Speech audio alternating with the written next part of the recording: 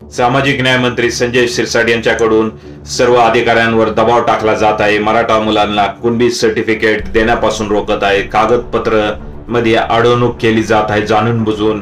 संजय शिरसाट यांच्या या कुरघोड्यांचे अनेक प्रकरण समोर आल्यानंतर शेवटी संघर्ष योद्धा मनोज जरांगे पाटील यांनी संतापित होऊन शिरसाट यांना इशारा दिला आहे, जर तुम्ही असे प्रकरण केले, जाणीवपूर्वक तुम्ही मराठा मुलांना जे कुणबी सर्टिफिकेटच्या प्रोसेस मध्ये अडवणूक केली, तर आम्ही मंत्र्यांचे कार्यालयाला घेराव घालू, उपोषण करू, आंदोलन करू।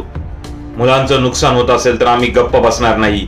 आता मराठा आणि कुणबी हे एकच आहेत आणि अनेकांच्या नोंदी सापडल्या आहेत। नोंदी सापडल्यानंतर जी एक प्रोसेस असते कुणबी सर्टिफिकेट काढायची ती प्रक्रिया खूप लांब लचक आहे। आणि संजय शिरसाट सारखे जर असे कूटनीतीवाले मंत्री असतील तर त्यामुळे कुठेतरी तरुण पोरांचं नुकसान होते, वर्ष वाया जातं।